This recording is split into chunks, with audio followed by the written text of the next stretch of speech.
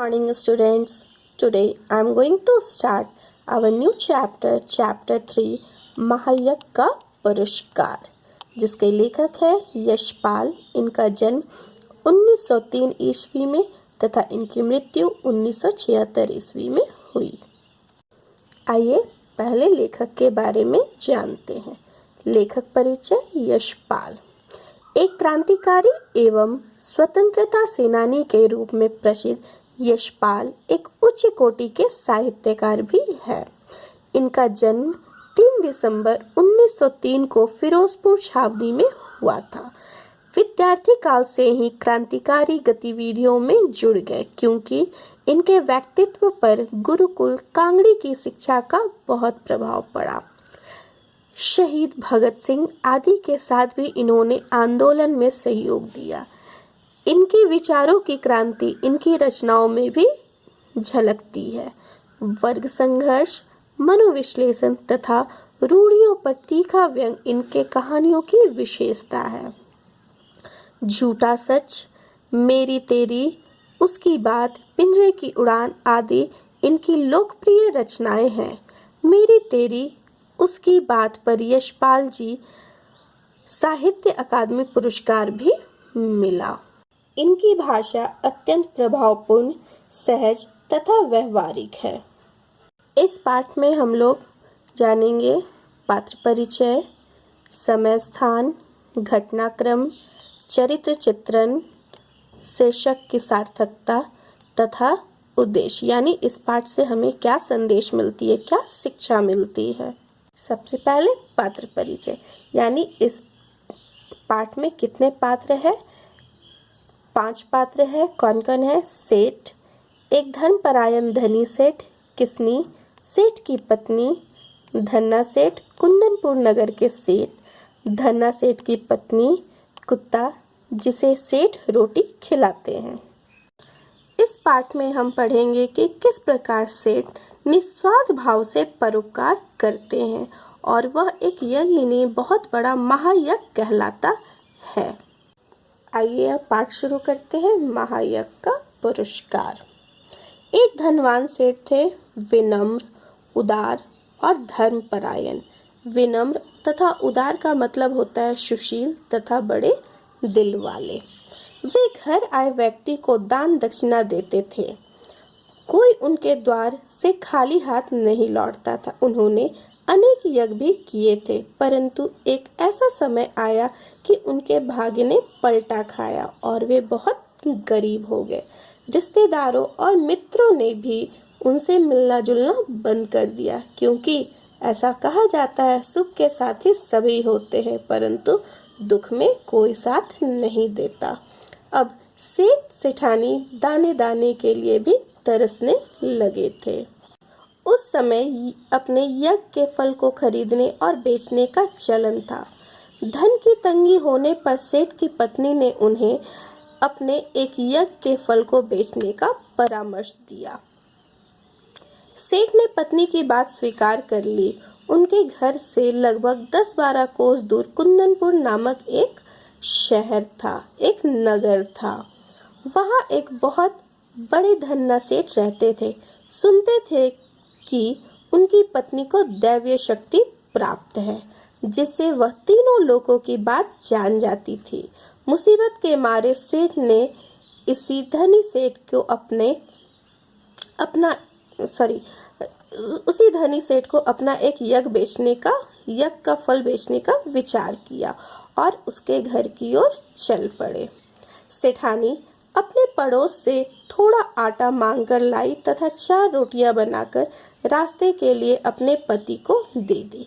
गर्मी का समय था, अतः सूर्योदय से पूर्व ही सेठ कुंदनपुर के लिए चल पड़े।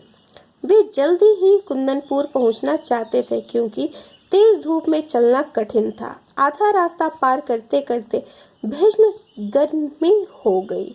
सेठ पसीने से तरबतर हो गए तथा भूख प्यास भी उन्हें परेशान करने लगी। सेठ ने मार्ग में वृक्षों का कुंज यानी वृक्षों से घिरा हुआ स्थान, कुंज एक तथा एक कुआं देखकर वहां रुककर उन्होंने विश्राम करने तथा भोजन करने का विचार किया। अपनी पोटली से सेठ ने लोटा डोर निकाल ली, कुएं से पानी खींचा। वे पेड़ के नीचे छांव में बैठे ही थे कि उन्होंने देखा कि एक कुत्ता भूख से व्याकुल है। वह दुर्बल था। सेठ की रोटियों को देखकर वह गर्दन उठाता, परंतु वह अपनी गर्दन संभालने में असमर्थ लग रहा था। सेठ के मन में कुत्ते के प्रति दया उत्पन्न हुई। सेठ ने एक रोटी के टुकड़े किए और कुत्ते को खाने को दी। रोटी खाकर कुत्ते को कुछ शक्ति मिली। वह मुंह उठाकर सेठ की ओर देखने लगा। कुत्ते की आंखों में आभार था।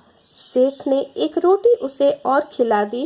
कुत्ता धीरे धीरे सरकते हुए सेठ के पास आ गया तो सेठ ने तीसरी रोटी भी उसे खिला दी। आखिरी रोटी वे खाने ही वाले थे कि उन्हें लगा कि कुत्ते की आंखों में अभी तो और रोटी खाने की इच्छा है।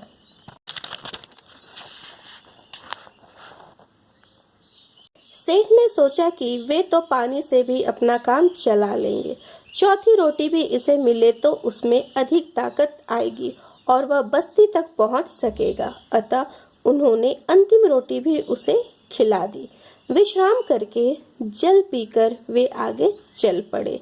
संध्या समय सेठ कुंदनपुर पहुंचे और वहां के सेठ की हवेली पर जाके उनसे निवेदन किया कि वे अपने एक यज्ञ का फल बेचने आए हैं।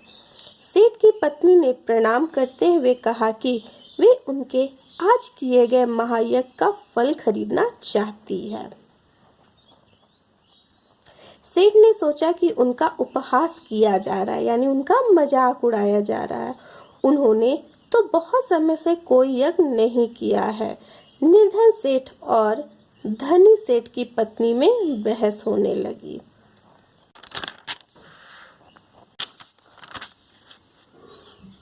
अंत में सेठानी ने समझाया कि उन्होंने स्वयं भूखे रहकर कुत्ते को 4 रोटियां खिलाई, वही महायज्ञ है। यश प्राप्ति की इच्छा से धन दौलत लुटाकर किया गया यज्ञ सच्चा यज्ञ नहीं है। निस्वार्थ भाव से किया गया कर्म ही सच्चा यज्ञ अर्थात महायज्ञ है। क्या आप इसे बेचना चाहते हैं? सेठ ने सोचा, भूखे को भोजन देना सभी का परम कर्तव्य है, इसमें यज्ञ का प्रश्न ही नहीं। उन्हें अपने कर्तव्य का मूल स्वीकार नहीं था, अतः वे पोटली उठाकर चुपचाप हवेली से चले गए। कुंदनपुर की धर्मशाला के चबूतरे पर भूखे पेट किसी तरह सेठ ने रात व्यतीत की और प्रातः काल वहां से चलकर शाम को अपने घर लौट आए। सेठ को खाली हाथ आया देख उनकी पत्नी भयभीत हो गई। सेठ की पत्नी ने सेठ से पूछा, क्या हुआ? क्या धन्ना सेठ नहीं मिले? तब सेठ ने आरंभ से अंत तक की सारी कहानी पत्नी को सुनाई। आपत्ति काल में सेठ अपने कर्तव्य से विचलित नहीं हुए। यह जानकर पत्नी प्रसन्न हो गई। उनका सारा दुख दर्द गायब हो गया। उसे अपने पति पर गर्व हुआ। उसने सेठ की चरणों की धूली अपने माथे पर लगाई और कहा, धैर्य रखो, ईश्वर उनका फल अवश्य करेंगे। रात हो रही थी। सेठानी दिया जलाने के लिए दलान में आई तो उसे किसी चीज से ठोकर लगी। दिया आले में रखकर उसने देखा कि दहलीज के पास एक पत्थर ऊंचा हो गया है, जिसके बीचों बीच एक लोहे का कुंदा लगा है, जिससे सेठानी को ठोकर लगी। सेठ ने आकर देखा, उन्हें बड़ी हैरानी हुई। वह किसी चीज का ढक्कन था। सेठ ने उस कुंदे को पकड़कर खींचा तो पत्थर उठ गया और उस स्थान पर सीढ़ियां दिखाई दी। दोनों नीचे उतरे। वहां एक विशाल तहखाना था जहां हीरे जवाहरात भरे पड़े थे। इस दृश्य से दोनों हैरान थे। अचानक उन्हें एक अगोचर शब्द सुनाई पड़ा कि सेठ ने स्वयं भूखे रहकर अपना कर्तव्य मानकर एक भूखे कुत्ते को अपनी चारों रोटियां खिलाकर उसके प्राणों की रक्षा की। यह उसी महायज्ञ का पुरस्कार है। सेठ और सेठानी इस दिव्य वाणी को सुनकर धन्य हो उठे। वहीं धरती पर माथा टेक दोनों ने ईश्वर को अपने महायज्ञ के पुरस्कार के लिए प्रणाम किया। अतः इस कहानी से हमें यशपाल जी यह संदेश देना चाहते हैं कि निस्वार्थ भाव से किया गया परोपकार ही सबसे बड़ा यज्ञ है। स्वयं कष्ट सहकर दूसरों का भला करना भी खुशी खुशी बिना किसी आशा किए, यही सबसे बड़ी पूजा है। सेठ जी ने केवल अपना कर्तव्य समझकर भूखे कुत्ते को रोटियां खिलाई, ना तो उसमें दिखावा था ना ही कोई स्वार्थ। लेखक समझाना चाहते हैं कि यही महायज्ञ है और ईश्वर भी ऐसे महायज्ञ का ही पुरस्कार देते हैं। इस पाठ को आप लोग एक बार खुद से पढ़ेंगे अच्छे से और पढ़ने के बाद इन प्रश्नों के उत्तर लिखेंगे।